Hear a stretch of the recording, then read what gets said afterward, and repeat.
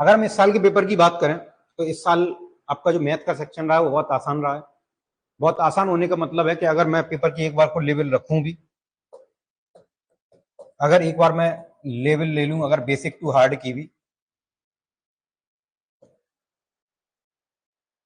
और मीडियम अगर अपन मिडिल में मान लें, तो क्वेश्चन अपना जो है वो आपका इस बार का मैथ का पेपर जो है बेसिक की तरफ ही गया है, मीडियम से बेसिक की तरफ।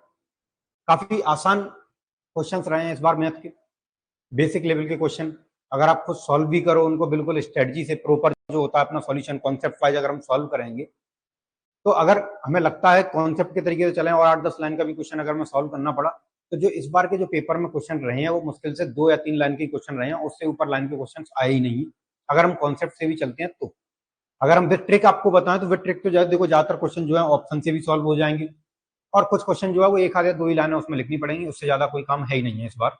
इस बार काफी बेसिक क्वेश्चन आए आपके पेपर में, और जितने भी चैप्टरों का जो ज्यादा सेक्शन रहा है इसमें, पीएटी की जो पहली शिफ्ट थी आपकी, उसमें एपी अच्छा रहा है आपका, ज्योमेट्री अच्छा रहा है, लॉग अच्छा रहा है। उसके अलावा स्टैटिक्स का थोड़ा सा लेवल कम कर दिया गया है, हल्का सा जीपी का भी लेवल कम है। बाकी के तीनों चैप्टरों की क्वेश्चन की जो संख्या है वो ज्यादा रही है, पर हार्ड या मीडियम वगैरह का क्वेश्चन कोई नहीं रहा है, बिल्कुल आसान क्वेश्चन रहे हैं आपके। और जितने भी अपने क्लासरूम में कराए हैं, जो भी अपनी कोचिंग पर कराए गए हैं, उन सभी कॉन्सेप्टों में से पूरे के पूरे क्वेश्चन हैं, और काफी बेसिक लेवल, मतलब काफी कम लेवल के ही क्वेश्चन है। एक भी ऐसा क्वेश्चन नहीं है जिसको हमें बहुत ज्यादा लेंथी सॉल्यूशन कराना पड़ा हो या फिर लेंथी सॉल्यूशन करना ही पड़ेगा, बिल्कुल भी ऐसा क्वेश्चन नहीं है। बहुत ही नॉर्मल वे में बहुत जनरल लेवल के क्वेश्चन पूछे गए हैं बेसिक तौर पर। ठीक है, जैसा कि हम देख सकते हैं, अभी सॉल्यूशन कराना स्टार्ट करेंगे तो उसमें ही आपको दिख जाएगा कितने बेसिक क्वेश्चन पूछे गए हैं। और अगर मैं बेसिक का लेवल अगर मान के चलता भी हूँ कि अगर मैं एक 1st to 10th क्लास तक का भी अगर मैं लेवल लगूँ, तो लगभग 8वीं क्लास के आसपास या 8वीं क्लास से नीचे ही लेवल रखा है उन्होंने, इससे ज्यादा ऊपर का लेवल दिया ही नहीं है इस बार मैथ के पेपर में। मैथ के पेपर में इस बार बच्चों का स्कोर भी अच्छा रहा है, क्योंकि पेपर बहुत आसान रहा है मैथ का। तो जैसा कि हम अगर पहला क्वेश्चन देखें, आप देख सकते हैं लेवल इसी में आपको समझ में आ जाएगी कि 3 संख्याओं का जो समांतर माध्य है वो 20 है। 3 संख्याएं, उनका समांतर माध्य 20 है। समांतर माध्य वर्ड आपको मालूम होगा, औसत जिसको हम कहते हैं। ठीक है, उसने कहा है कि 3 संख्याएं हैं, अगर हम उसका औसत निकालें, समांतर माध्य निकालें तो 20 है। उसने बोला है कि एक संख्या 18 है और एक संख्या 22 है। देखो भाई, अगर मैं तुमसे कह दूं कि 1 है ना, 2, 3, ये BC 3 संख्याएं, 3 संख्याओं का अगर औसत जो है वो 20 आया है, अगर एवरेज जो है समांतर माध्य जो है 20 आया है, तो मैं ये कह सकता हूं कि 3 संख्याओं में अगर 20 का गुणा कर दूं तो इन सभी का टोटल जो होगा अपना वो 60 होगा। तीनों संख्याएं जो अलग अलग होंगी उन सभी को जोड़ने पर कितना आ जाएगा? 60 आ जाएगा, क्योंकि जो समांतर माध्य उनका है वो 20 है। 20 की 60 हो जाएगा। 2 संख्या उसने पहले से ही दे दी तुम्हें, एक दे दी 18, एक दे दी 22, तो 22 और 18 मिला के 40 हो गए। संख्याएं कितनी थी? 3, तीनों को जोड़ने पर कितना आ रहा था भाई? 60। तो 18 और 22 अगर 40 हो गए तो बची हुई तीसरी संख्या आपकी कितनी हो जाएगी? 20 हो जाएगी, जो कि आपका सेकंड ऑप्शन है। तो 20 बची हुई संख्या जो है इसका आंसर हो जाएगी, जिसको अपन बोलेंगे बी ऑप्शन, सेकंड ऑप्शन 20 इसका आंसर हो जाएगा। ठीक है, तो देखो पहला क्वेश्चन तुम देख सकते हो, बिल्कुल आसान लेवल का क्वेश्चन रहा है। ऐसे ही क्वेश्चन आपको पूरे 25 के 25 क्वेश्चन सेम टू सेम ऐसे ही लेवल के दिखेंगे। ठीक है, एक का भी लेवल उन्होंने बेसिक से बढ़ा के मीडियम की तरफ भी नहीं गया, बहुत जनरल, बहुत सिंपल पेपर इस बार पूछा गया। ठीक है, हम अगले क्वेश्चन पे आएंगे अब।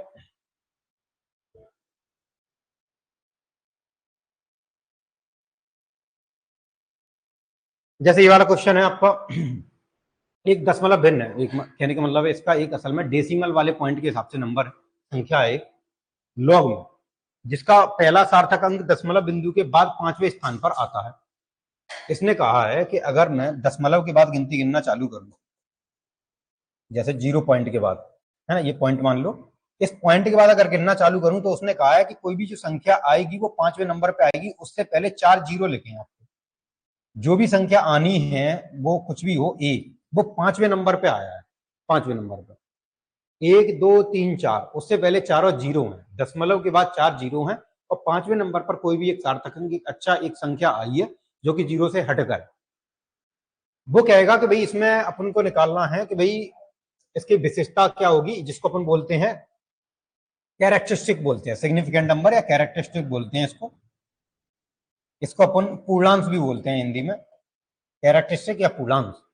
जब भी लॉग के मामले में कोई अगर ऐसा हिसाब किताब आता है अपने पास जिसमें पॉइंट के आगे कोई संख्या मौजूद ना हो, पॉइंट के बाद जीरो लगे हो, और उसके बाद एक कोई संख्या लिखी हो ना लिखी हो, लेकिन पॉइंट से पहले कोई संख्या नहीं हो, पॉइंट से पहले जीरो हो, इस मामले में जो इसका कैरेक्टरिस्टिक होता है वो होता है n+1 और उसके आगे लगा होता है माइनस। अब तुम कहोगे कि भाई n क्या होता है, तो n भैया होते हैं यहाँ पे जीरो की संख्या। n यहाँ पर जीरो की संख्या होती है। कितनी है जीरो भाई? 1 2 3 4, 4 जीरो है, तो n हो जाएंगे भाई 4, 4 और 1 हो जाएगा तुम्हारे पास -5। तो -5 आपका चौथा ऑप्शन रहेगा, -5 इसका आंसर हो जाएगा, जो कि आपका चौथा ऑप्शन। ठीक है, देख सकते हो भाई, है ना, कि काफी अच्छा खासा नॉर्मल लेवल पूछा गया, डायरेक्ट तुमसे कैरेक्टरिस्टिक की वैल्यू पूछी गई है। और अपनी अगर जो अपनी कोचिंग की तरफ से जो अपने रिकॉर्ड किए गए क्लासेस हैं, जितनी भी लाइव क्लासेस अपनी चली हैं, उस बैच में तुम देखोगे, रेगुलर बैच हो चाहे अपना क्रैश कोर्स का बैच हो, उस बैच में कैरेक्टरिस्टिक और मेंटिस था, पूर्णांश और अपूर्णांश, इसकी क्लास एक प्रॉपर क्लास एक है जो अलग से रखी गई है। उसी क्लास में कैरेक्टरिस्टिक की पूरी जानकारी दी गई है, पूर्णांशों की जानकारी दी गई है कि अगर पॉइंट के पहले संख्या होती है तो पूर्णांश क्या होगा, और पॉइंट के बाद संख्या होती है तो पूर्णांश क्या होगा, उसके बारे में प्रॉपर जानकारी दी गई है। एक अलग क्लास इसी की है, पूर्णांश पूर्णांश की। और इस वाले पेपर में जो आपका 26 जुलाई 2025 का पेपर था, इस पेपर में आपके 2 क्वेश्चन पूर्णांक से पूछे गए, है ना, 2 से 3 क्वेश्चन आपके पूर्णांक से ही पूछे गए हैं, और बिल्कुल एक ही क्लास में आपके 2 से 3 नंबर कवर हो जाते हैं। जो अपना 24-25 के सेशन का जो बैच था, उसी बैच में आपको पूर्णांश की क्लास एक अलग से मिल जाएगी, और बहुत बेसिक क्लास है, मुश्किल से 15-20 मिनट का टॉपिक है, उसके बाद उसमें प्रैक्टिस कराई गई है। उस 15-20 मिनट में ही तुम्हारे दोनों नंबर जो इस साल आए हैं, वो दोनों के दोनों नंबर कवर हो जाएंगे। ठीक है, तो ये आपके पूर्णांश का टॉपिक था, इसका जो कि आंसर आ गया अपना -5, फोर्थ ऑप्शन। अगला क्वेश्चन देखेंगे हम इसके बाद।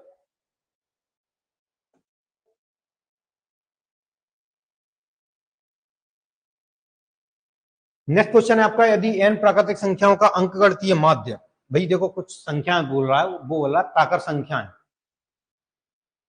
हाँ बिल्कुल बेटा, देखो नोट तभी कर ही लेना है, नोट का मतलब यह है कि स्क्रीनशॉट तो ले ही लेना है कम से कम, टॉपिक का जो सवाल है जो अपन करा रहे हैं उसका स्क्रीनशॉट ले लेना, साथ में लिखते भी रहना।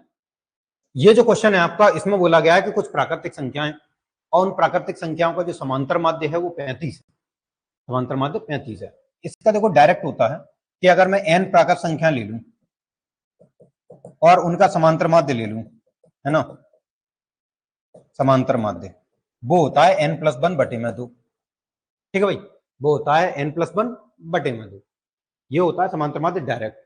n प्राकृतिक संख्याओं का समांतर माध्य होता है n+1/2। भैया कितना दिया है समांतर माध्य का आंसर? 35, बराबर 35 दिया है इन्होंने। कहने का मतलब है इसको सॉल्व करने पर समांतर माध्य का जो आंसर है वो 35 आ रहा है। तो बता दो भाई इस n की जगह पे, n मतलब संख्या, टोटल प्राकृतिक संख्या कितनी, वो बताना चाह रहा है कि कितनी रखनी पड़ेंगी अपन को यहाँ पर। तो भैया 69 रखेंगे, 69 रखेंगे, 69 और 71, 70/2 35 हो जाएगा तुम्हारा, है ना। तो अपने को कौन सा ऑप्शन लगाना पड़ेगा? थर्ड ऑप्शन लगाना पड़ेगा। n प्राकृतिक संख्या का समांतर माध्य 35 होता है, 35 जो है वो n+1/2 फॉर्मूले के हिसाब से होता है। इसमें n की जगह पे जब तुम 69 रखोगे तो 69 और 70, 2 का भाग दोगे तो 35 तुम्हारा समांतर माध्य आ जाएगा। तो इसका मतलब है कि n की वैल्यू जो है वो डायरेक्ट हम ऑप्शन में से रख देंगे, जो कि 69 होगी, 69। ठीक है, तो बेटा ये अपना क्वेश्चन हो गया। अभी अगला देखें।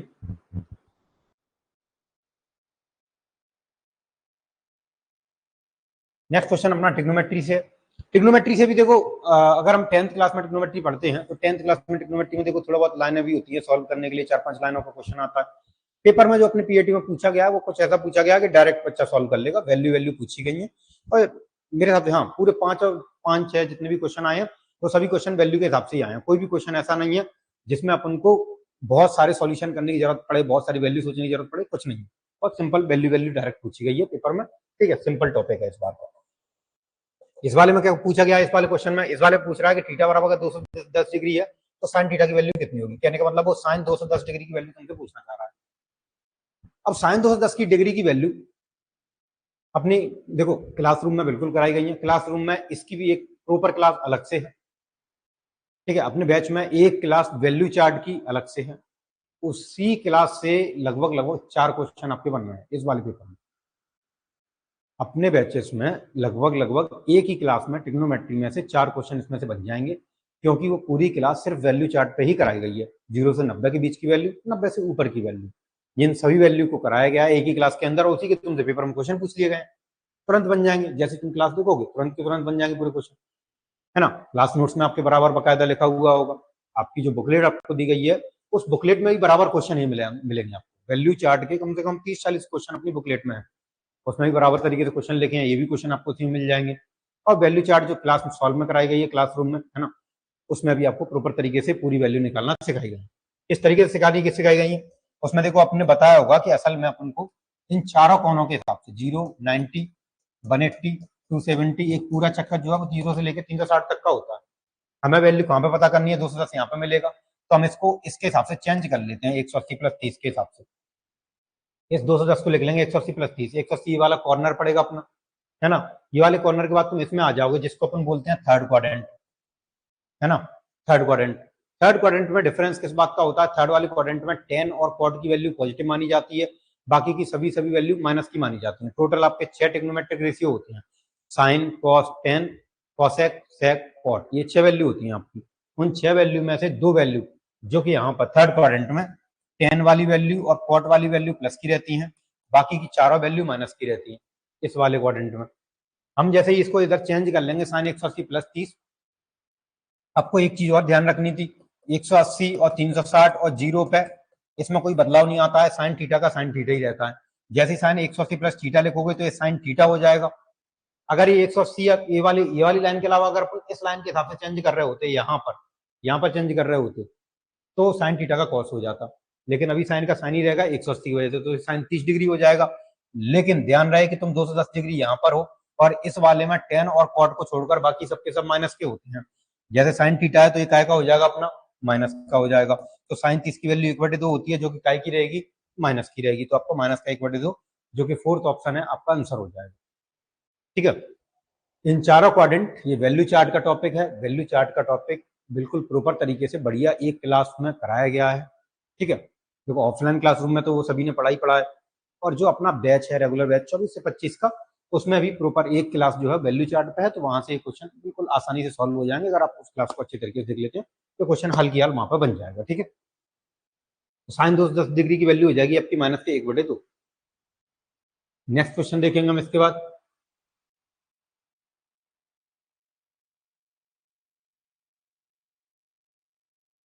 नेक्स्ट क्वेश्चन आपका लॉग वाले चैप्टर से है।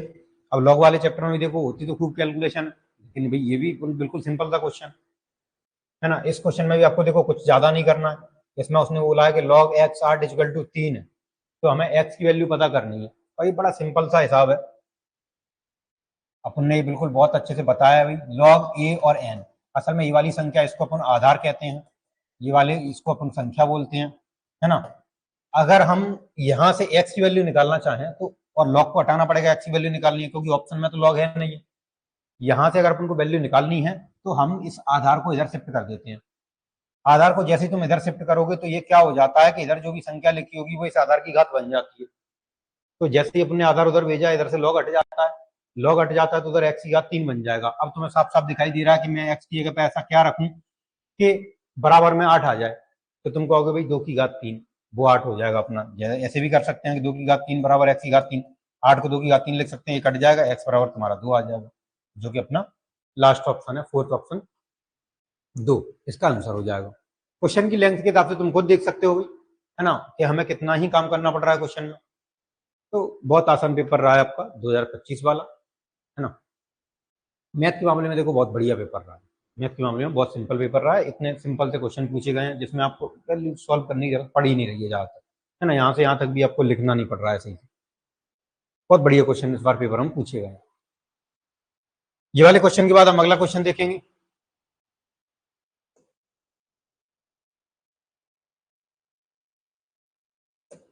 नेक्स्ट क्वेश्चन है आपका, यदि 3 और 96 के बीच में 4 गुणोत्तर माध्य रखे गए हैं तो तीसरा गुणोत्तर माध्य क्या होगा। देखो भाई 3 और 96 के बीच में 4 गुणोत्तर माध्य रखे हैं भाई उसने,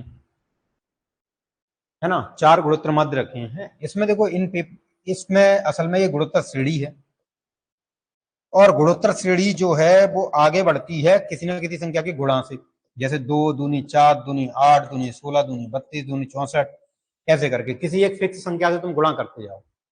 अगर तुम किसी एक फिक्स संख्या से गुणा करते जा रहे हो, उस संख्या को सर्वानुपात कहते हैं जिससे गुणा करते हो। उस संख्या से अगर तुम लगातार गुणा करते जाओगे तो जितनी भी संख्याओं की जो चेन बन जाएगी उसको अपन बोलते हैं गुणोत्तर श्रेणी। ये भी असल में सिर्फ एक गुणोत्तर श्रेणी है। बीच वाली संख्या को अपन गुणोत्तर माध्य बोल देते हैं, बीच वाली संख्या को अपन गुणोत्तर माध्य बोल देते हैं। तो इसमें सीधा सीधा एक टाइप का कुछ ना कुछ संख्या का गुणा करते जाओ, तुम 96 तक पहुंच जाओगे। बीच में 4 संख्या मिल जानी चाहिए, कुछ ऐसा कर लो। अगर मैं अपने मन से बनाऊंगा तो 3 दूनी 6, दूनी 12, दूनी 24, दूनी 48, दूनी 96। देखो ये हिसाब हाल की हाल क्लियर हो रहा है। अगर मैं 2 2 का गुणा करता जाऊं तो किसी एक फिक्स संख्या का हर बार हमें सिर्फ गुणा करना होता है। अगर हम संख्या का गुणा करते जाएं फिक्स संख्या का और सही तरीके से एक चेन बन जाए, उस चेन को अपन गुणोत्तर श्रेणी बोलते हैं, जियोमेट्रिक प्रोग्रेशन। और इसमें साफ साफ हाल की हाल पता चल जाता है, क्योंकि ज्यादातर जो अपना सिलेबस है उसमें गुणोत्तर श्रेणी के जो सवाल हैं उनमें ज्यादातर सार्वनुपात, जिस संख्या से अपन गुणा करते हैं उसका मान या फिर तो 2 रखा गया या फिर तो 3 रखा गया, या फिर तो 1/2 या फिर तो 1/3, या फिर तो 2 का गुणा करते हैं या फिर तो 3 का गुणा करते हैं, या फिर तो 1/2 का गुणा या फिर तो 1/3 का गुणा। अब यहाँ पर साफ साफ दिखाई दे रहा है कि अगर तुम 2 का गुणा करते जाओ इस संख्या में, 3 दूनी 6 दूनी 12 दूनी 24 दूनी 48 दूनी 96, तो साफ साफ एक जीपी तैयार हो रही है गुणोत्तर श्रेणी। अगर ये गुणोत्तर श्रेणी तैयार हो रही है तो तुम देख लो तीसरे नंबर का गुणोत्तर माध्य कौन सा होगा। तो ये तीसरे नंबर का गुणोत्तर माध्य अपना होगा 24, जो कि अपना पहला ऑप्शन होगा। ठीक है, 24 इसका इस क्वेश्चन का सही आंसर हो जाएगा। ये गुणोत्तर माध्य का क्वेश्चन है जो कि आपके जीपी वाले चैप्टर से है, गुणोत्तर श्रेणी वाले चैप्टर से। हम जो भी क्वेश्चन यहाँ पर सॉल्व करा रहे हैं इसको बढ़िया तरीके से देखो ट्रिकली पैटर्न पे करा रहे हैं। ट्रिकली पैटर्न थोड़ा सा कॉन्सेप्ट से हटके होता है। ट्रिकली पैटर्न जो है समझ में आ जाता है, हालांकि वो आता है कॉन्सेप्ट के बाद ही। तुम्हें कॉन्सेप्ट और फॉर्मूले जब तक अच्छे से नहीं पता होंगे, तुमने सही तरीके से कॉन्सेप्ट को पढ़ा नहीं होगा, सॉल्यूशन नहीं किया होगा, तब तक ये ट्रिकली पैटर्न बिल्कुल भी समझ में नहीं आता। कॉन्सेप्ट एक बार अच्छे से समझ लोगे तो हाल की हाल ये समझ में आ जाता है कि ये वाला क्वेश्चन हमने कैसे बनाया है। ठीक है, तो ये अपना क्वेश्चन हो गया। अगला क्वेश्चन देखेंगे हम इसके बाद।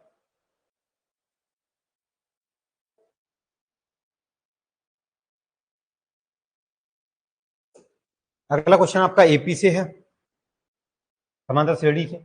ये कहना चाह रहा है कि किसी समांतर श्रेणी का अगर 8वां पद चौथे पद का दोगुना है तो पहले पद का सर्वांतर से अनुपात क्या होगा।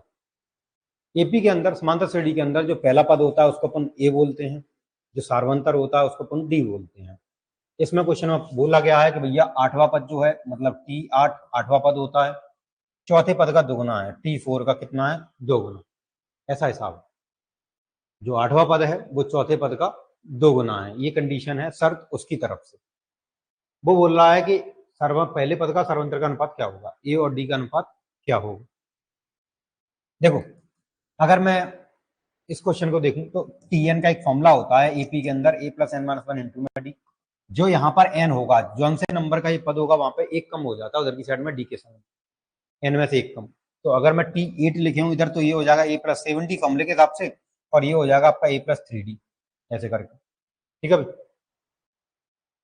और संग में बाहर लगा हुआ है इसके संग में 2। ठीक है, तो ये हो जाएगा a + 3d और ये हो जाएगा a + 7d। 2 का अंदर गुणा कर दो उधर, 2a + 2 3 जा हो जाएगा 6d। ए वाले एक तरफ कर लो, डी वाले एक तरफ कर लो। 2a ए को उधर ले आओ, माइनस का हो जाएगा, इधर 7d पहले से ही है, 6d को इधर ले आओ, ये माइनस का हो जाएगा। 2a में से एक घट जाएगा, ए बचेगा, 7d में से 6d घट जाएंगे, डी बचेंगे। साफ साफ दिखाई दे रहा है कि अगर तुम इसको इधर ले आओ तो 1/1 रखा जाएगा बस, क्योंकि कोई संख्या बची नहीं है। अगर मैं इस डी को बटे में ले आऊं तो इधर ऊपर 1 माना जाएगा और 1 के बटे में 1 और मान सकते हो तुम। तो a/d का जो अनुपात होगा वो 1/1 दिखाई दे रहा है अपन को यहाँ पर। पहले पद का और सार्वंतर का अनुपात कितना है अपना, 1:1। जब भी 8वां पद चौथे पद का दोगुना है। और वैसे भी देखो ये ट्रिकली पैटर्न भी अपना बन जाता है कि यहाँ पर इसके हिसाब से अगर ये दोगुना दिया है 8वां और चौथा, देख रहे हो तुम, ये 8वें नंबर पे है, चौथे नंबर मतलब इसके आधे नंबर वाले पदों पर है। अगर वो दोगुना है तो ये ए और डी का अनुपात 1:1 ही आता है अपना, ज्यादातर ट्रिकली पैटर्न के हिसाब से भी होता है। बाकी का ये अपना सोल्यूशन का तरीका हो जाएगा कि अगर अपन 8वें पद को ऐसे लिखते हैं, चौथे पद को ऐसे लिखते हैं, और सीधी सीधी बात है कि a/d पहला पद बटे में सर्वांतर निकाल के लाना है, तो a/d के हिसाब से चलेंगे टारगेट लेकर, और अपना 1/1 जो है वो अपना आंसर आ जाएगा, जो कि पहले पद और सार्वंतर का अनुपात होगा 1:1, जो कि अपना सेकंड ऑप्शन हो जाएगा इस क्वेश्चन का। ठीक है, तो इसका आंसर अपना हो जाएगा 1:1। अगले क्वेश्चन पे चलेंगे हम इसके बाद।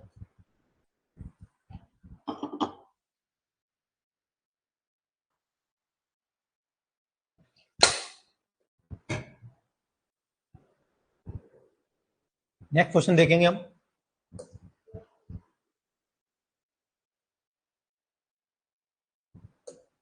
देखो ये भी एपी से क्वेश्चन है, बढ़िया क्वेश्चन है ये भी आपका। उसने बोला है कि जो nवां पद है Tn वो दिया है 5n - 3।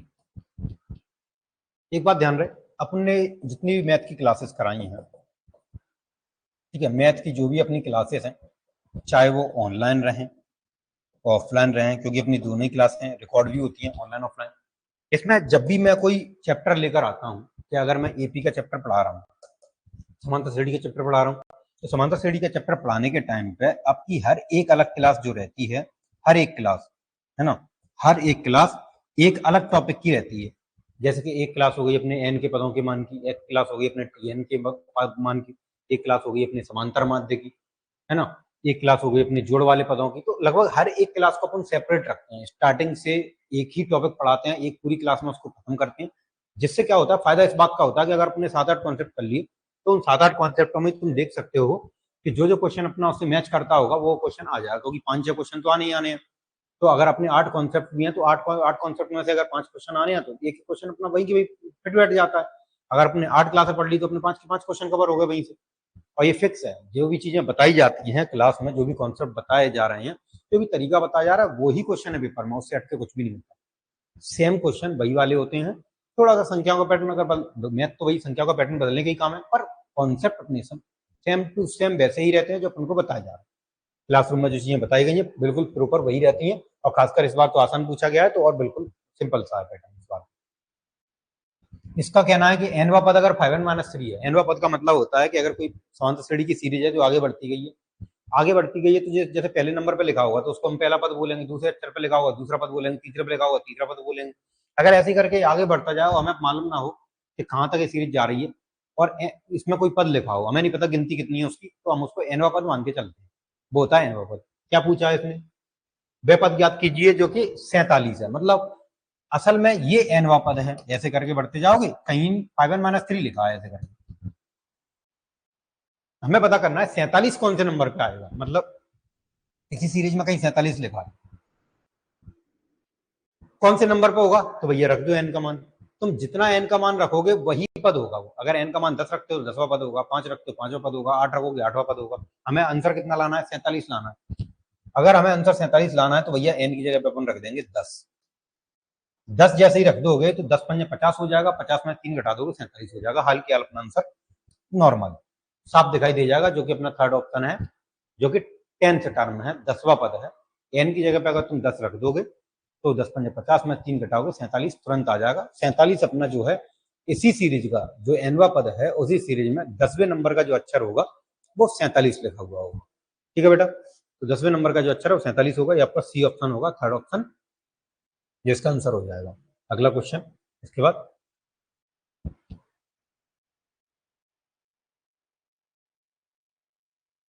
नेक्स्ट क्वेश्चन है अपना, एस एन बराबर है a n square plus B n. यदि सार्वंतर की वैल्यू 12 है तो ए का मान ज्ञात करना है। ये अपना a n square plus B n का टॉपिक है।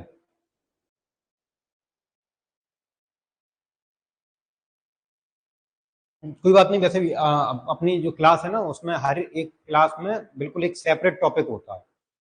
अगर अपने रिसेंट की कोई भी क्लास कवर की होगी तो तुम उसमें देख सकते हो कि समांतर माध्य की एक क्लास बिल्कुल अलग रहती है। अगर रिसेंट की क्लास है अपनी, अभी कल परसों की क्लास हुई है, उसमें समांतर माध्य का एक पूरा सेपरेट टॉपिक है। समांतर माध्य बिल्कुल एक अलग से, और समांतर माध्य तुम देख सकते हो कि सिंपल सा साफ साफ क्वेश्चन दिख जाता है। एक क्लास एक क्वेश्चन, हल की हल कवर। कभी कभी ऐसा होता है कि एक क्लास में से दो क्वेश्चन है पेपर में, ऐसा रहता है। और मुश्किल से अपनी 30-35 क्लासें होती है मैथ की। अगर 35 क्लासें भी अपनी मैथ की हो गई, तो 35 क्लासों में से तुम्हें साफ साफ दिखाई दे जाएंगे पूरे के पूरे 25 क्वेश्चन उन्हीं कॉन्सेप्टों में से रखे होंगे। एक भी कॉन्सेप्ट इधर उधर नहीं होता।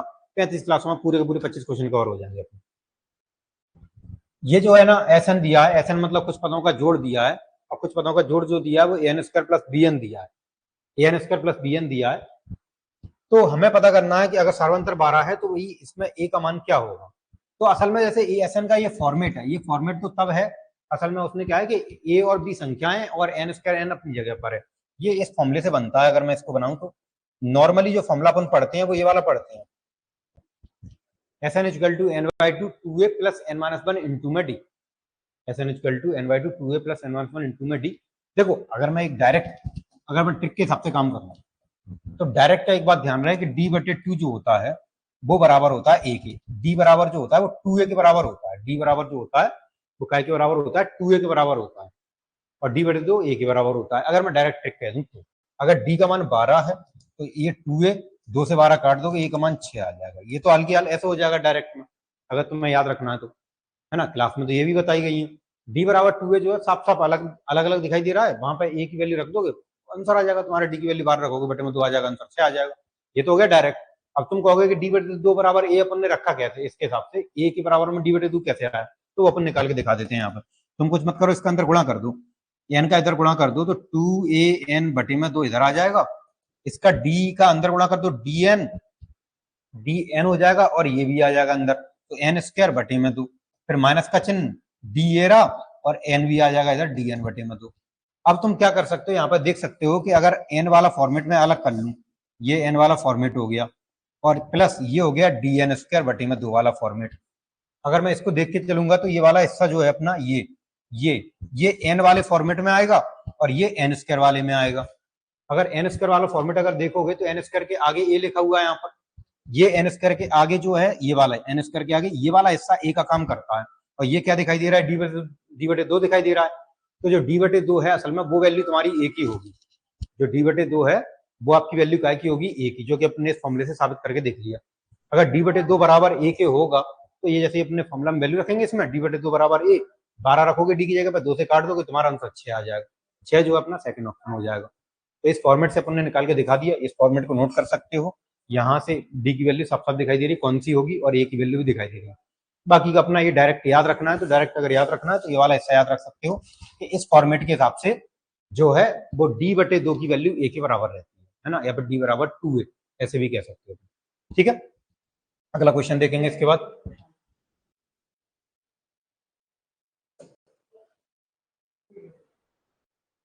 नेक्स्ट क्वेश्चन होगा अपना, ये भी लॉग वाली क्वेश्चन है अपना, कैरेक्टरिस्टिक पूछा गया है। धनात्मक दशमलव की भिन्न दी गई है जिसमें दशमलव बिंदु के ठीक बाद पहले शून्य अंक से ठीक पहले 3 शून्य, सेम टू सेम बात है। 3 जीरो हैं उसके बाद कोई संख्या आएगी, है ना। 3 जीरो हैं उसके बाद एक संख्या कोई है, उससे पहले जीरो है। ये वही वाली बात है, अभी जो कराई है अपन ने पूर्णांश वाली, कैरेक्टरिस्टिक वाली। कैरेक्टरिस्टिक में जब भी पॉइंट के आगे कोई संख्या नहीं होती, यहाँ पर संख्या होती है 0 0 0 जितने भी होते हैं, तो इसका जो आंसर आता है वो n+1 आता है माइनस में, और n की वैल्यू होती है जितने जीरो की संख्या है। अभी जीरो कितने दिखाई दे रहे हैं भैया, 3 दिखाई दे रहे हैं। 3 जीरो है तो 3 और 1 कितना होगा, 4, और चिन्ह का लगेगा माइनस का, जैसा कि आप देख रहे होंगे यहाँ पे दिखाई नहीं दे रहा ऑप्शन में, है ना। तो ये अपना ये पीवी की तरफ से वाला गलत क्वेश्चन है आपका, है ना। इसमें ऑप्शन में कहीं ना कहीं -4 होना चाहिए था, तो इसका आपको बोनस नंबर मिल जाएगा पेपर में, इसका आपको बोनस नंबर मिल जाएगा, या फिर तो इस क्वेश्चन को उसमें से हटा दिया जाएगा, लिस्ट में से काउंट नहीं करेंगे। पूरे 200 क्वेश्चन होते हैं तो उसमें से एक काउंट नहीं होगा, 199 में से मार्किंग होगी। ऑब्जेक्शन लगाए गए हैं तो ये क्वेश्चन यहाँ से हटा दिया जाएगा। ठीक है, यहाँ पर -4 इसका आंसर होना चाहिए था, जो कि अपने ऑप्शनों में नहीं है, तो इस हिसाब से अपना क्वेश्चन जो है गलत हो जाएगा। ठीक है बेटा, तो इस क्वेश्चन की मार्किंग जो है पेपर में नहीं आएगी, 25 में से इस क्वेश्चन को गायब कर दिया जाएगा, तो 200 में से 199 में से आपके नंबर जो है वो मार्क किए जाएंगे। ये क्वेश्चन आपका गलत हो जाएगा। नेक्स्ट क्वेश्चन देखेंगे हम इसके बाद।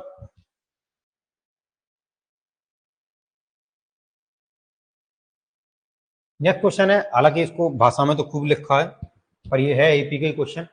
एपी का क्वेश्चन है, क्या कह रहा है कि एक लड़का देखता है कि वह प्रतिदिन जितने पेज पढ़ता है उनकी संख्या एक समांतर श्रेणी में बनाती है। यदि पहले दिन 10 पेज पढ़ता है तो ठीक है भाई, पहले दिन के हो गए 10 पेज आपके, और 9वें दिन ऐसे करके 9वें दिन जो है वो पेज पढ़ता है कितने, 50। तो पहले 15 दिनों में टोटल कितने पेज पढ़ लेगा भाई। देखो पहले दिन के 10 हैं, 9वें दिन के 50 हैं, तो टोटल 15 दिनों में कितने पेज पढ़ लेगा। 15 दिन मतलब यहाँ तक की गिनती होगी, ये तो 9वें नंबर के दिन है, 9वें दिन के नंबर है पेज, यहाँ पर 15 दिन तक टोटल देखना पड़ेगा अपन को कितना है।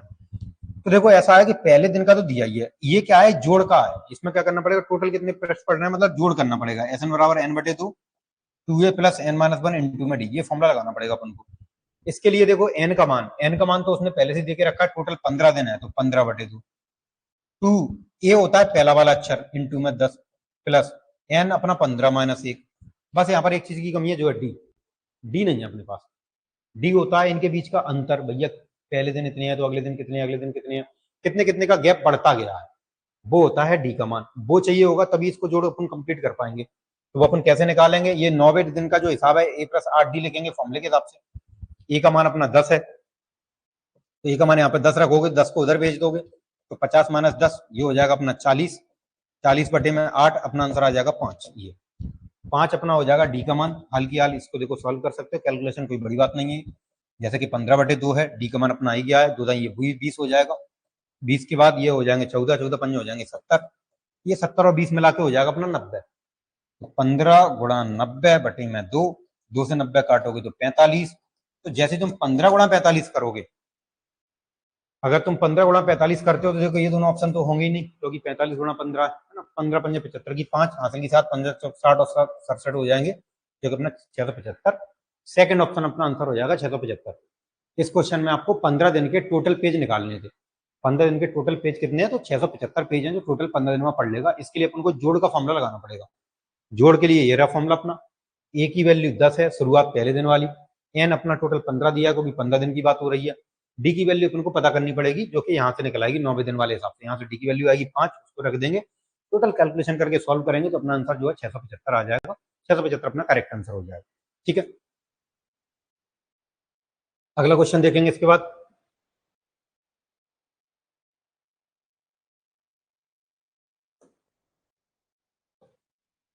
ठीक है भाई, ये देखो भाई खुशी की बात है भाई, है ना। फायदा, फायदा जो है इस बार डबल है। फायदा कैसा है, डबल। इस बार पेपर में जो पीई का पेपर बनाने वाले भाई है ना, बढ़िया पेपर, क्या बढ़िया बनाया है। एक तो देखो, एक तो पहली बात तो फायदा सरल, सरल मतलब बेसिक पेपर पूछा गया है। बेसिक पेपर के अलावा उन्होंने क्या फायदा दिया है भाई तुम्हें, फायदा ये है भाई, एक क्वेश्चन को उन्होंने सेम टू सेम को दो दो बार पूछा है। एक क्वेश्चन एक और है जो कि 2 बार पूछा, अभी देख लेते हैं, है ना। एक क्वेश्चन 2 बार पूछ लिया, देखो ये साफ साफ दिखाई दे रहा है। यही क्वेश्चन अभी सॉल्व कराया था थोड़ी देर पहले, -1/2, है ना। देखो भाई डबल फायदा, बोनस है ये तुम्हारे लिए, है ना। एक क्वेश्चन अगर 2 बार पूछ रहे हैं तो भाई मौज की बात है सही बच्चों के लिए। क्या अगर एक क्वेश्चन को एक बार तुमने अगर निकाल लिया साइन 210 डिग्री की वैल्यू हाल की हाल, तो तुरंत दूसरी बार उसको लगा दोगे वहीं सॉल्व कर दो। साइन 210 डिग्री अपने अभी भी सॉल्व किया था, -1/2 आया था, और ये नॉर्मल था वैल्यू चार्ट। अगर मैं, इसलिए मैंने अभी अभी कहा कि 4-5 क्वेश्चन तो वहाँ एक क्लास ही हो जाएंगे। ट्रिग्नोमेट्री जो अपन ने कराई थी, उस ट्रिग्नोमेट्री में एक ही दिन में वैल्यू चार्ट पूरी कराई थी, वैल्यू चार्ट पूरे सॉल्व कराए थे। अब पूरे के पूरे वैल्यू चार्ट में से देखो दो क्वेश्चन है, ये रहे 2 क्वेश्चन, अभी एक और मिल जाए। 4-4 क्वेश्चन जो हैं वो एक ही क्लास से कवर हो रहे हैं। वैल्यू चार्ट में से एक वैल्यू 2 बार पूछ ली उन्होंने पेपर में, है ना भाई। जैसे भी देखो, कैसे भी हो उसमें पेपर बनाया उन्होंने, लेकिन बच्चों के लिए तो फायदा ही है ना। बच्चों के लिए तो भाई ऐसा है कि एक क्वेश्चन अगर 2 बार मिल गया तो मौज की बात है उनके लिए, तो उन्हें क्या टेंशन है ना, पेपर जैसे ही बनाया हो। तो ये क्वेश्चन सेम टू सेम दूसरी बार आ गया तुम्हारा, -1/2 पहले लगाओ, बाद में लगाओ, क्लियर हिसाब, है ना, आसान सा हिसाब। ठीक है, बढ़िया है। अगला क्वेश्चन देखेंगे हम इसके बाद।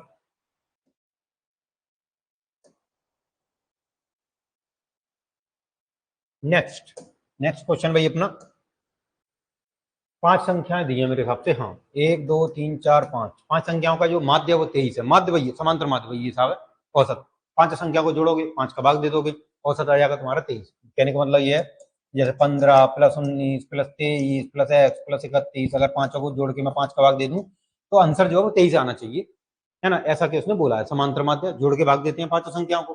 तो कुछ मत करो, इसका इसमें गुणा कर दो, 23 पंजे 115 हो जाएंगे तुम्हारे, और इन सबको माइनस कर दो, क्योंकि बची हुई एक संख्या है जो अपने आप बच जाएगी, वो तो कोई बड़ी बात नहीं है इसमें, है ना। अगर तुम इन सबको जोड़ते हो तो 31 19 को पहले जोड़ लो, ये हो जाएंगे 50। 50 में तुम 23 जोड़ दो 73, 73 में 15 जोड़ दो 88, तो 88 ये हो जाएंगे अपने। 115 में से अगर 88 माइनस करोगे तो 12 और 15 27 ये हो जाएंगे। तो हाल की हाल क्लियर है साहब। ठीक है भाई, एक दो लाइन से ज्यादा किसी में नहीं लिखना पड़ रहा है, एक आधी क्वेश्चन है जो एक आध दो लाइन से बढ़कर हो। अब बाकी का ये क्वेश्चन तो 2 बार पूछ रहे हैं, तो और क्या कर सकते हैं अभी तुमसे, है ना। तो मैं खुद कह रहे हैं वो, मतलब बढ़िया नंबर लेके आओ एकदम, है ना। ज्यादा मेहनत भी नहीं करनी पड़े, एक क्वेश्चन है तुम एक बार सॉल्व करो, उसके 2 नंबर मिल गए तुम्हें। ठीक है, तो बिल्कुल बढ़िया सा हिसाब है भाई, ये तुम्हारे लिए नो टेंशन वाली बात है। ठीक है, तो ये देखो इसका आंसर तो अपना 27 आ ही रहा है। पांचों संख्या को जोड़ के 5 का भाग दोगे, समांतर माध्य है तो 5 का इधर गुणा कर दो, 23 पंजे 115 हो जाएंगे। बाकी का इन सब संख्याओं को घटा दो, 4 है तो एक बची अपनी x, वो पता कर लेंगे अपन। इन चारों को घटा दो, उसमें से 115 से 88 घटाओ, 27 बच जाएगा। 27 तुम्हारा आंसर हो जाएगा। ठीक है, तो 27 तुम्हारा क्लियर जवाब इस क्वेश्चन का रहेगा। हम अगले क्वेश्चन की तरफ बढ़ेंगे इसके बाद।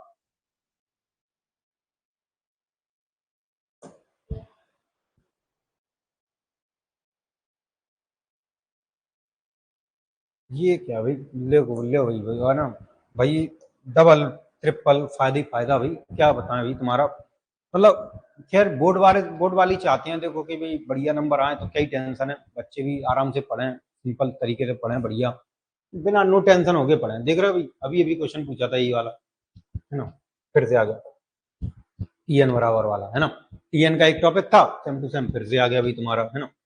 तो इसमें वो पूछना चाह रहा है टीएन बराबर 5n-3 है, सेम टू सेम अभी 5n-3 वाला देखो, अभी क्वेश्चन पूछा थोड़ी देर पहले 47 वाला हिसाब, इसमें उन्होंने कुछ नहीं सार्वंतर कर दिया। कहने का मतलब वो भी चाह रहे हैं कि हम भी एक बार अक्षर लिखें, बस एक आध अक्षर चेंज कर दें, दूसरा अक्षर क्यों टाइप करना पड़े भाई, दूसरा अक्षर टाइप करने की जरूरत भी नहीं पड़े। एक ही बार के टाइपिंग से उन्होंने क्या किया, यहाँ से यहाँ तक सेम टाइप कर दिया, बाकी का उसकी जगह पर 47 वाली की जगह उन्होंने कह दिया कि चलो यहाँ से हटा के अपडेट कर देते हैं इसको, इतना ठीक है, ज्यादा काम क्यों करें, ठीक है, ज्यादा काम क्यों बढ़ाएं, हमें भी चेक करना पड़ेगा बाद में, है ना, तो उसमें भी उनके लिए दिक्कत वाली बात है, तो इसीलिए एक ही क्वेश्चन में से छापते नहीं जाता, बाकी का एक एक तो दो बार भी छाप रहे हैं, है ना, ऑप्शन भी सेम, क्वेश्चन भी सेम, और इसमें तो चलो ठीक है, थोड़ा बहुत तो उन्होंने कष्ट कर लिया कि ऑप्शन तुम्हारे थोड़े से बदल दिए हैं, नहीं तो सेम टू सेम छाप देते इसको भी, ठीक है। तो ये भी सिंपल सा क्वेश्चन अपना सार्वंतर पूछा है, डी का मान डी बराबर होता है भैया T2 माइनस T1, कोई से भी दो पदों का डिफरेंस निकाल लो तुम, तो दूसरे में तो पहला पद घटा दो, अंतर आ जाएगा तुम्हारा। कैसे निकालोगे भाई, कुछ मत करो, ये T2 रख दो, एक बार T1 रख दो, इसमें 5 2 -3 5 1 -3, तो ये हो जाएंगे कितने तुम्हारे, 5 एकम 5 -3 गए 2, 5 दूनी 10 -3 गया 7, तो भैया 7 और 2, पहला पद 2 है, दूसरा पद 7 है, ऐसे करके सीरीज आगे बढ़ रही है, सीरीज जैसे आगे बढ़ रही है, 7 में 2 घटा दो, तुम्हारा 5 आंसर आ जाएगा डिफरेंस का, 5 के अंतर से सीरीज आगे बढ़ती जा रही है, जो कि अपना पहला ऑप्शन हो जाएगा, तो पहला ऑप्शन जो है 5 इसका क्लियर जवाब हो जाएगा आपका, जो कि नॉर्मल, ठीक है, बहुत आसान सा सवाल, बढ़िया सवाल एकदम। और वैसे भी अभी भी 5n-3 वाला अपन ने एक सवाल सॉल्व किया था, सेम टू सेम था। अगला क्वेश्चन देखेंगे हम इसके बाद,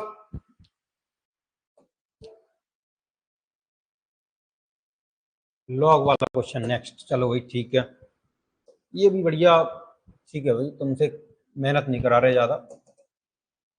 लॉग ए बी की वैल्यू p है, log B A equal to q है, तुमसे पूछा जा रहा है कि अगर मैं p और q का गुणा कर दूंगा तो क्या तुम्हारे पास क्या आंसर आ जाएगा, है ना। तो भैया p का हिसाब है log ए बी इंटू में q का हिसाब है log बी ए, ये पूछा जा रहा है तुमसे भी, है ना, ये पूछा जा रहा है, दोनों का गुणा कर दो। गुणा करने से क्या होगा, देखो ऐसा है कि एक तो फॉर्मूला होता है इसका, फॉर्मूला क्या होता है मैं बता दूं तुम्हें, मैं असल में इसकी संख्या और आधार को ऐसे करके बटे में लिख सकता हूँ, ऐसे log ए बटे में log बी, ऐसे करके आधार और संख्या को ऐसे बटे में रख सकते हैं, मतलब अलग अलग लॉग बना सकते हैं इसका फॉर्मूले के हिसाब से। ये फॉर्मूले का तरीका है कि अगर मैं इसका संख्या ऊपर रखना चाहूँ लॉग में अलग और आधार नीचे रखना चाहूँ, ऐसे करके कर सकता हूँ, जिससे क्या होता है लॉग बी से लॉग बी कट जाएगा, लॉग ए से लॉग ए कट जाएगा, आंसर कितना आ जाएगा 1, ऐसे कर, सिंपल सा हिसाब, ठीक है, हल किया क्लियर। तो फॉर्मूले के हिसाब से क्या है कि मैं चाहूं तो इनको बटे में रख सकता हूं, संख्या वाला हिस्सा लॉग में ऊपर, आधार वाला हिस्सा लॉग में नीचे, संख्या वाला हिस्सा लॉग में ऊपर, आधार वाला हिस्सा लॉग में नीचे, बटे में रखो, कैंसिल हो रहे हैं कैंसिल करो, बात खत्म, तुम्हारा आंसर 1, पहला ऑप्शन 1 1, है ना। तो इसका भी अपना बढ़िया हिसाब है, पहला क्वेश्चन पहला ऑप्शन, है ना। नेक्स्ट क्वेश्चन देखेंगे इसके बाद,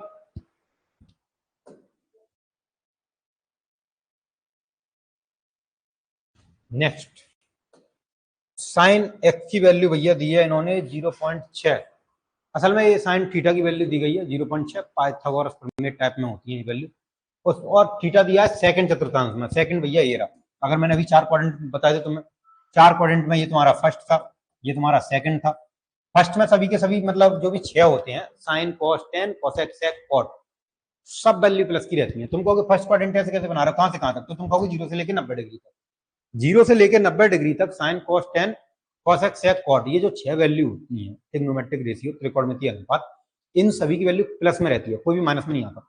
देख भी सकते हो तुम, 10th में भी तुमने वैल्यू चार्ट पढ़ा था, अपनी क्लास में वैल्यू चार्ट पढ़ा है, 0 से लेकर 90 तक किसी की भी वैल्यू माइनस में नहीं आती, सभी की सभी वैल्यू प्लस में ही रहती है तुम्हारी, तो ये वैल्यू 0 से 90 तक प्लस में।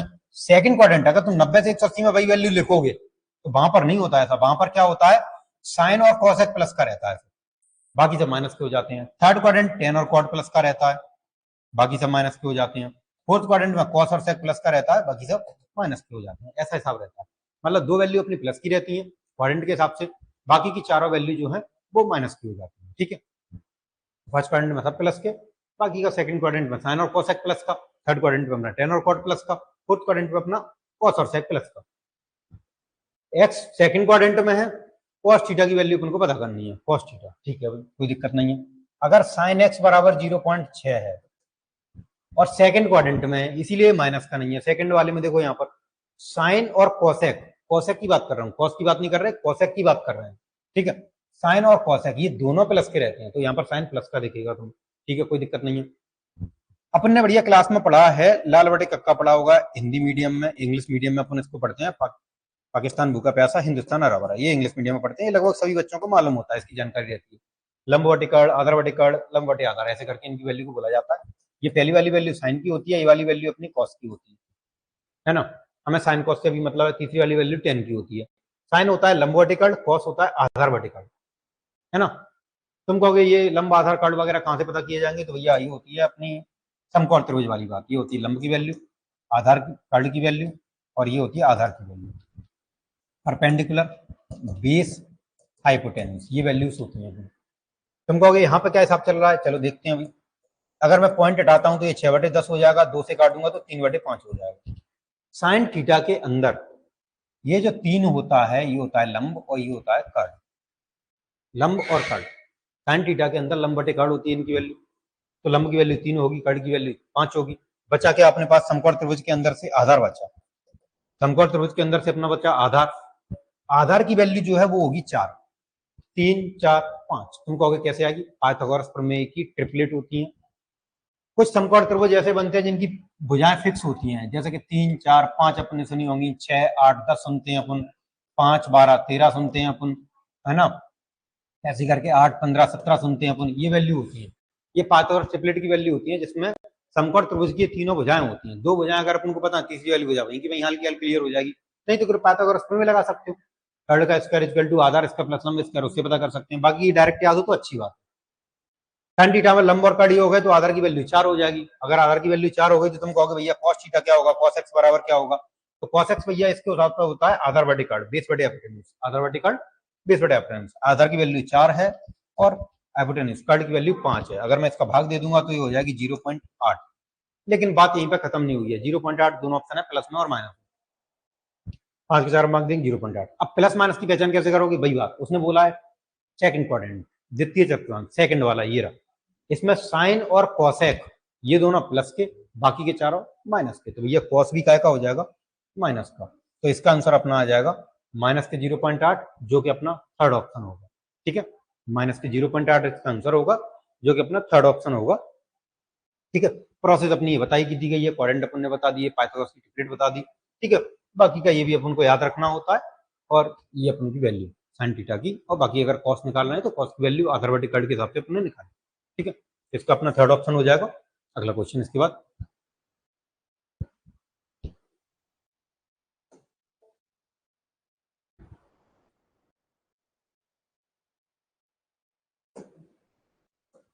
नेक्स्ट क्वेश्चन है अपना, स्टील की छड़ें दी गई हैं, एपी बना रही हैं भाई, इनको काटा जा रहा है लंबाई के हिसाब से।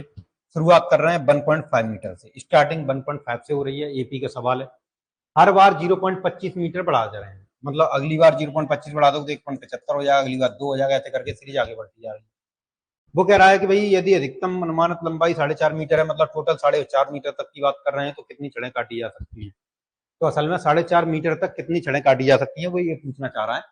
4.5 मीटर तक कितनी छड़ें, मतलब संख्या पूछ रहा है। संख्या पूछने का मतलब ये होता है कि समांतर श्रेणी में जो Tn equal to a plus n minus 1 into D का फॉर्मूला होता है, इसमें n होता है। n जो होती है वो अंक होते हैं, संख्याएं होती हैं कि संख्या कितनी है। वैसे यहाँ पर छड़ों की संख्या पूछ रहा है ना। यहाँ पर छड़ों की संख्या अगर पूछ रहा है तो सेम टू सेम इसी से अपन इसको सॉल्व करेंगे, इसी से सॉल्व करेंगे। कैसे सॉल्व करेंगे फिर इसको, इसका डायरेक्ट तरीका होता है कि जैसे अगर अपन को n की वैल्यू निकालनी है तो इन सबको इधर भेजते हैं करके।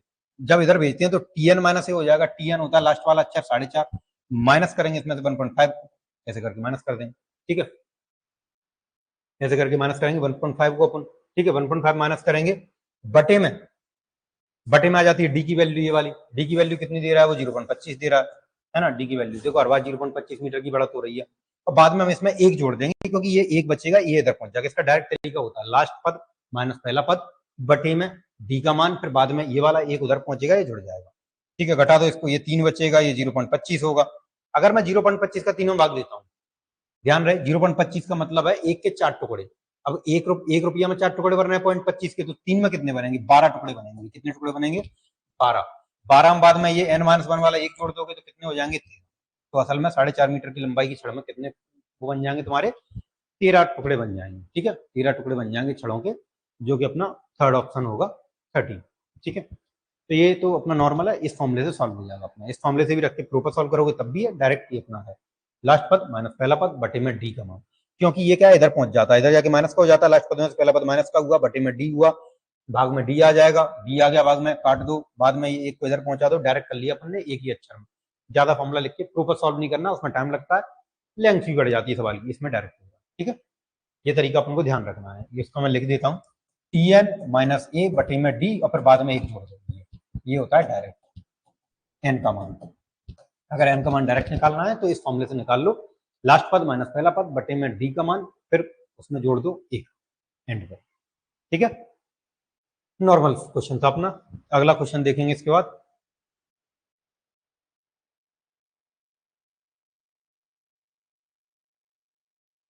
ये रहा अपना भैया cos थीटा बराबर माइनस के 0.5 वाला क्वेश्चन। cos थीटा माइनस के 0.5 है भाई, वो कह रहा है भैया कोण पता करना है, कोण कौन से कोण पर ये होगा, छोटा धनात्मक कोण चाहिए उसको, है ना, थीटा चाहिए। cos थीटा देखो माइनस का, पहली बात तो देखो ये क्लियर है कि 0 से 90 के बीच में तो सब प्लस के थे, यहाँ पर तो कोई माइनस का था ही नहीं, तो 60 डिग्री वाले का मतलब ही नहीं बनता, क्योंकि cos थीटा यहाँ पर माइनस में दिया है। अगर मैं इसको पॉइंट हटा देता हूँ तो 0.5 का मतलब होता है 1/2 माइनस में। अगर 0.5 की वजह से याद नहीं आ रहा हो तो 1/2 तो साफ साफ याद आ जाता है बच्चों को, क्योंकि cos 60 की वैल्यू 1/2 होती है, sin 30 की वैल्यू 1/2 होती है, cos 60 की वैल्यू 1/2 होती है। अगर मैं टेबल में लिखता जाऊं तो 60 डिग्री पे जो लिखा होगा, अगर 1/2 लिखा है तो 90 पे cos थीटा में होता है 0, फिर ऐसे ही आगे बढ़ोगे 120 डिग्री पे आओगे तो 20 डिग्री पे 1/2 फिर से आ जाता है, वो आता है माइनस में, 120 फिर से आता है, 90 के बाद 120 आता है, 120 आता है माइनस में, क्योंकि सेकंड क्वाड्रेंट में आ गए तुम। सेकंड क्वाड्रेंट में अभी अभी अपन ने बताया है कि साइन थीटा और कॉसेक थीटा प्लस का होता है, बाकी के सब माइनस के होते हैं, तो कॉस ही माइनस का हो जाएगा। यही वाली वैल्यू यहाँ पर आ जाती है दोबारा से माइनस की, तो वो तो साफ साफ देखी गई प्रथम आंसर में, तो 120 डिग्री होगा फोर्थ ऑप्शन, जिसमें कॉस थीटा की वैल्यू माइनस के 1/2 होती है।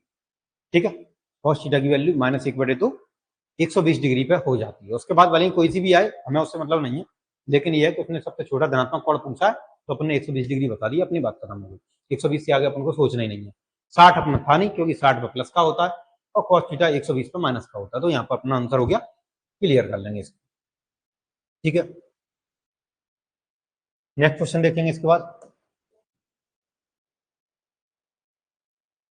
ये क्वेश्चन बेसिक है, ये अपने चैप्टर के हिसाब से तो खैर नहीं है, ये तो घात वगैरह का बेसिक क्वेश्चन पूछ लिया उन्होंने कहा 3 की घात x है और 3 की घात अगर 2x है बराबर अगर 81 है तो इसमें x का मान क्या होगा। बहुत सिंपल है, ठीक है, कोई दिक्कत नहीं, ये कुछ नहीं है, दोनों सेम सेम संख्या है तो घातें जुड़ती हैं, गुणा करोगे तो घातें जुड़ती हैं, गुणा करोगे तो घातें अगर जुड़ जाएंगी तो x प्लस 2x हो जाएगी भैया, 3 की घात इसको लिख लेंगे अपन 4, 81 3 की घात 4 होता है। क्यों लिखना पड़ रहा है, इधर भी 3 की घात है इधर भी 3 की घात, बना लो इसको, 3 की घात x प्लस 2x, 3 की घात x 4, 3 की घात ये हो जाएगा 3x बराबर 3 की घात है 4, तो ये भैया इसके बराबर होना चाहिए ना, फिर 3 3 तो सेम है, ये भी सेम होना चाहिए फिर तो, क्योंकि बीच में बराबर लगा है, तो 3x बराबर 4 होगा अगर इस हिसाब से, तो x बराबर हो जाएगा 4/3, ये बटे में आ जाएगा, तो 4/3 अपना पहला ऑप्शन हो जाएगा। ठीक है, ये तो बेसिक क्वेश्चन है, मतलब चैप्टर के हिसाब से नहीं पूछा उन्होंने, बहुत बेसिक तौर पर पूछ लिया है, जो कि जनरल क्वेश्चन होता है, घात वगैरह के नॉर्मल क्वेश्चन 5 छठी क्लास से स्टार्ट हो जाते हैं, नॉर्मल क्वेश्चन बहुत बढ़िया है ना, सिंपल। वैसे ही अपने इससे जानकारी दी थी, पेपर तुम्हारा इस बार का बहुत बढ़िया हो जाएगा। ठीक है, तो एक्स का मान 4/3 हो जाएगा। अगले क्वेश्चन पे आएंगे हम इसके बाद।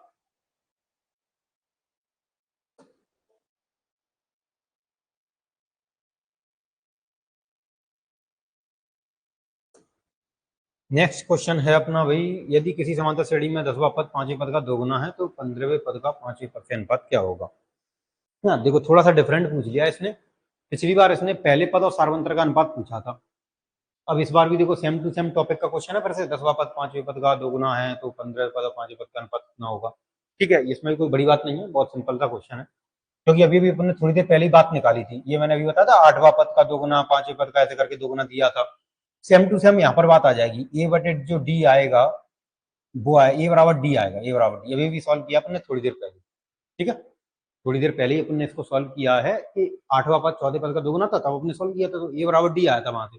बात वही कर रहा है यहाँ पे, 15वें पद और 5वें पद का अनुपात क्या होगा, तो T15 और T5 पूछ रहा है वो अनुपात में, बटे में। ठीक है, अनुपात पूछ रहा है, तो ये हो जाएगा a + 14d और ये हो जाएगा अपना a + 4d, ए काय के बराबर है, डी के, रख दो भाई, क्या दिक्कत है उसमें, है ना। इसकी एक ही जगह पे डी डी कर दो, इसको भी एक ही जगह पे डी कर दो इसको, तो ये हो जाएगा 15D और ये हो जाएगा 5D, इससे इसे काट दो भैया, है ना। तो 3/1 ये साफ साफ अपना 3/1 हो जाएगा, ठीक है, 3/1 ये आंसर हो जाएगा, ठीक है, कोई दिक्कत नहीं, बहुत सिंपल था क्वेश्चन है, 3/1 इसका आंसर आ जाएगा, 3:1, ठीक है। ये क्वेश्चन तो अपने अभी थोड़ी देर पहले भी सेम टू सेम किया था, ए बराबर डी वाला, बस उसको कुछ नहीं करना, 15वें पद और 5वें पद के अनुपात में रख देना, ठीक है, 5 से अपना आंसर आ जाएगा। अगला क्वेश्चन देखेंगे हम तो इसके बाद,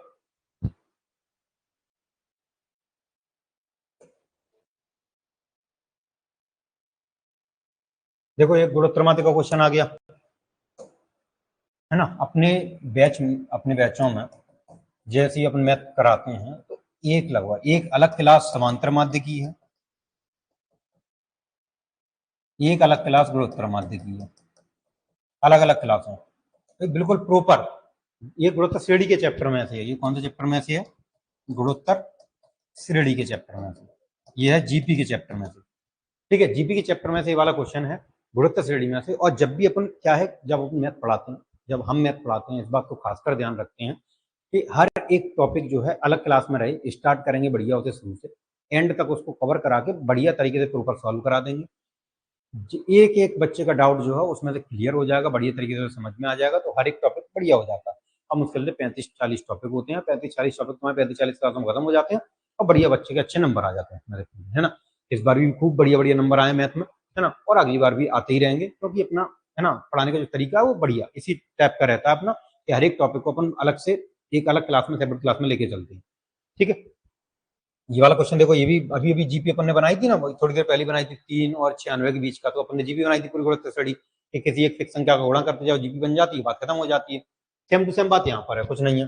वो कह रहा है कि जीपी में है ना 6 है और बीच वाला एक पद है और 24 है। अब बताओ, ये हाल की हाल समझ में आ जाता है, हल जो बताया था, 6 दूनी 12 दूनी 24, बस क्लियर हो गया, 6 दूनी 12 12 दूनी 24, किसी एक फिक्स संख्या का गुणा होता जाता है जीपी में, एक संख्या का गुणा होता जाता है, तो हम क्या गुणा, अभी भी मैंने बताया था कि 2 और 3 1/2 1/3, ज्यादातर इन्हीं संख्या का गुणा होता है अपने चैप्टर में जीपी में, तो यहाँ पे 2 का गुणा देख लो, 6 दूनी 12 12 दूनी 24, बन गई जीपी तुम्हारी, बीच वाला अक्षर आ गया बाहर, हल की आंसर क्लियर है, ठीक है।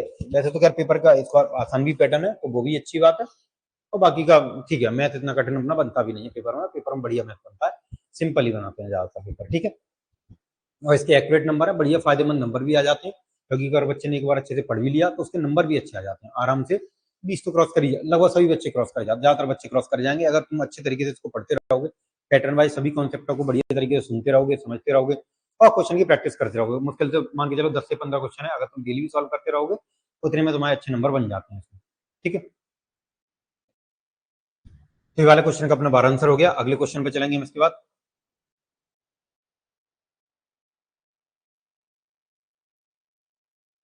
नेक्स्ट क्वेश्चन फिर से एपी से ही है अपना क्वेश्चन, अगला वाला समांतर श्रेणी से। क्या कह रहा है क्वेश्चन अपना, 20 डिग्री सेल्सियस से एक टेम्परेचर शुरू हो रहा है 0.8 डिग्री सेल्सियस, हर दिन बढ़ रहा है, तो 30वें दिन क्या हो जाएगा। स्टार्टिंग 20 डिग्री सेल्सियस से हो रही है, तो ये पहला पद हो जाएगा ए, प्रतिदिन 0.8 बढ़ रहा है, तो इकाई का मान हो जाएगा डी का, तो ये डी रेफरेंस हो जाएगा, हर हर दिन 0.8 बढ़ रहा है। हमें पता करना है कि भाई 30वें दिन, हमें पता करना होगा कि 30वें दिन जो है वो टेम्परेचर क्या हो जाएगा, तो भैया टी 30 कहोगे, टी 30 हो जाएगा ए प्लस 29 डी, टी 30 मतलब 30वां पद, ठीक है, 30वां पद जो हो जाएगा वो अपना ए प्लस 29 डी हो जाएगा, 30वां पद, 30वां पद, क्योंकि 30वें दिन का अपन को पता करना है, तो 30वें दिन का हो जाएगा अपना ए प्लस 29 डी। भैया ए का मान अपना कितना है भाई, ए का मान 20 है अपना, प्लस 29, और यहाँ पे अपन को डी का मान देखना होगा कि भाई डी का मान अपना कितना है, डी का मान है भैया 0.8, ठीक है, डी का मान अपना 0.8, ठीक है। गुणा कर लेंगे इसका भाई अपन, गुणा कर लेंगे इसका, 8 9 72 हो जाएंगे, पॉइंट वगैरह नहीं देखते हैं, देखो गुणा करते हैं तो गुणा नॉर्मल किया करो, पॉइंट वगैरह मत देखा करो। 8 9 72 की 2 हासिल की 7, 8 दूनी 16 और 7 23, और पॉइंट बाद में लगा दो, पॉइंट एक अक्षर पहले पॉइंट है तो एक अक्षर पहले पॉइंट लगा दो बाद में। पॉइंट वगैरह की कैलकुलेशन में कभी गुणा भाग में पॉइंट नहीं देखा जाता, पहले गुणा या भाग सॉल्व कर लिया करो, बाद में पॉइंट का हिसाब लगाया करो। पहले सीधे सीधे गुणा कर देंगे, उसके बाद देखेंगे कि एक अक्षर पहले पॉइंट है तो एक अक्षर पहले पॉइंट लगा देंगे, तो 20 और 23 हो जाएंगे 43, पॉइंट में 2 डिग्री सेल्सियस, ये तुम्हारा हो जाएगा आंसर 43.2, ठीक है। 43.2 जो है अपना वो सेकंड ऑप्शन है, ये अपना आंसर हो जाएगा 43.2। देखो चाहे, ठीक है, एपी जीपी ट्रिग्नोमेट्री है ना, स्टैटिस्टिक्स लॉ जो भी पूछा गया है ना, लेंथी बिल्कुल नहीं पूछा गया इस बार, बढ़िया पूछा गया, बहुत सिंपल सिंपल क्वेश्चन पूछे गए हैं तुमसे। वो दिख ही रहा होगा पूरा, जो भी आपने लगभग पूरे 25 क्वेश्चन सॉल्व हो चले, और पूरे 25 क्वेश्चन में अपन को लिखना ही कितना पड़ रहा है ना, बहुत कम लिखना पड़ रहा है, तो बहुत बढ़िया क्वेश्चन पूछे यहाँ पेपर में। ठीक है, नेक्स्ट क्वेश्चन देखेंगे हम इसके बाद।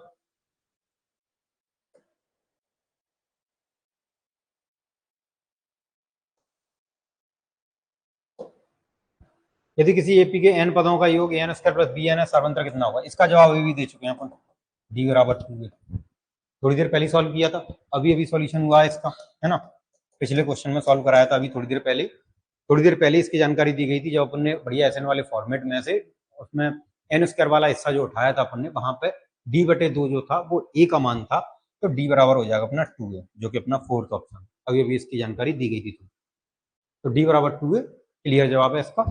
ठीक है, नेक्स्ट क्वेश्चन।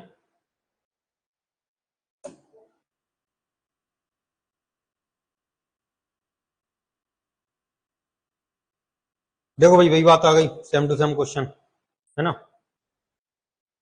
अब देख सकते हो तुम, साइन थीटा बराबर 210 और कॉस थीटा बराबर माइनस के 0.5 और एक था अपना टी एन बराबर 5n माइनस 3, देख रहे हो, ये दोनों तो बिल्कुल सेम टू सेम ही छपे हैं पेपर में। सेम टू सेम का मतलब समझ रहे हो, ऑप्शन भी सेम है, आंसर भी सेम, ऑप्शन भी सेम, क्वेश्चन भी सेम, बढ़िया।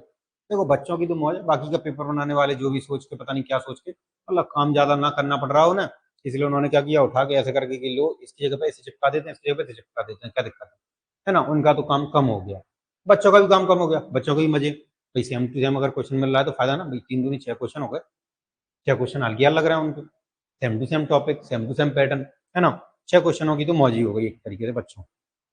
यहाँ पे देख सकते हो, ये sine theta 210 cos theta minus 0.5 वाला, ये वाला क्वेश्चन अभी भी सॉल्व कराया था अपन ने, 120 डिग्री बताया था, और साइन थीटा 210 डिग्री वाला माइनस के 1/2 था, तो ये भी अपन ने अभी थोड़ी देर पहले सॉल्व कराया, तो बढ़िया, अभी फायदेमंद बात है बच्चों के लिए।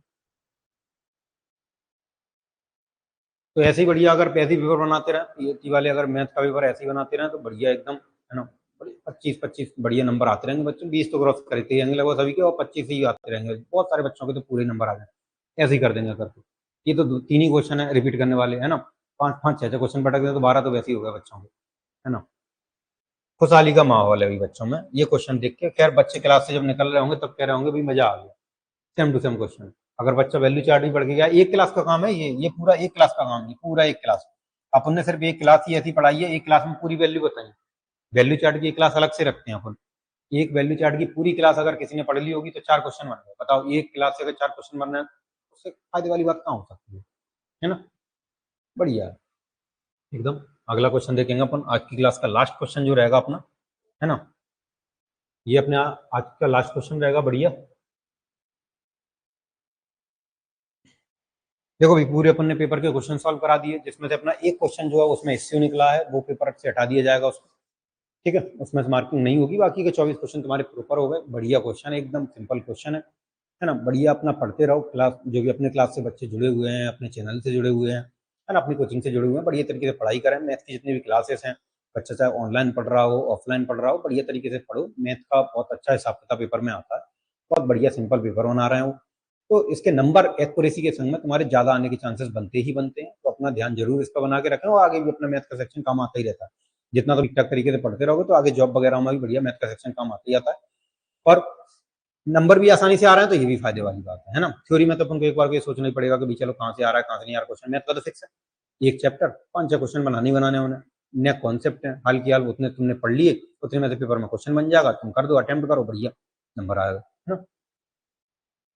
तो ये भी क्वेश्चन अपना बिल्कुल सिंपल सा पाइथागोरस प्रमेय टाइप का ही है, वो तो tan थीटा बराबर 3 है, और थीटा फोर्थ क्वाड्रेंट में है, इस बात ध्यान रहे, फोर्थ वाले मतलब यहाँ पर है, यहाँ पर कॉस और सेक प्लस के थे, यहाँ पर थे कॉस और सेक प्लस का था, बाकी के चारों जो है माइनस के थे, इसीलिए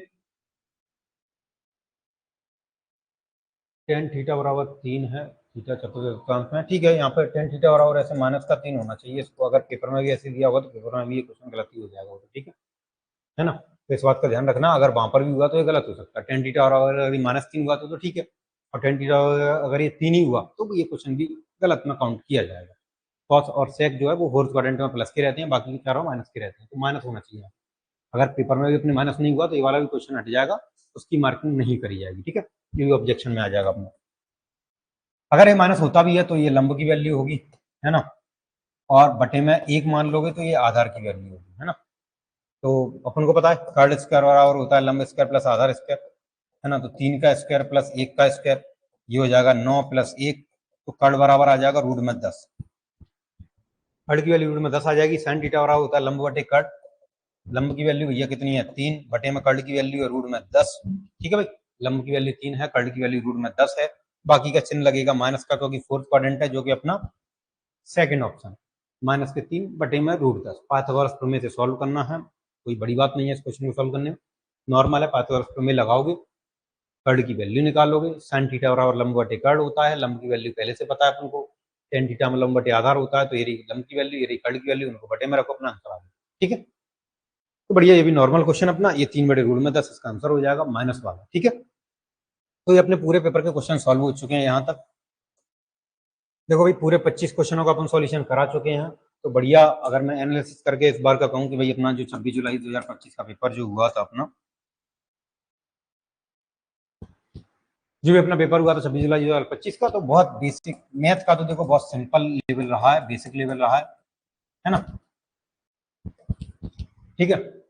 जितने भी क्वेश्चंस हैं वो बहुत ही कम कॉन्सेप्ट से पूछे गए हैं। मैं अगर 25 क्वेश्चनों की बात करूं तो जो कॉन्सेप्ट इन्होंने रखे हैं वो कुछ फिक्स कॉन्सेप्ट रखे हैं, मतलब कहने का मतलब है उन्होंने बहुत से बहुत 10 से 12 कॉन्सेप्ट से ही पूरे क्वेश्चन पूछ लिए हैं, 10 से 12 क्वेश्चनों से उन्होंने पूरे कॉन्सेप्ट पूछ लिए हैं। वैसे टोटल कॉन्सेप्ट कितने हो जाते हैं, 35 से 40 कॉन्सेप्ट हो जाते हैं। अपन जो पढ़ाते हैं वो 35 से 40 कॉन्सेप्ट हो जाते हैं, वो पूरे मुश्किल से 10 से 12 कॉन्सेप्ट में क्वेश्चन पूछे,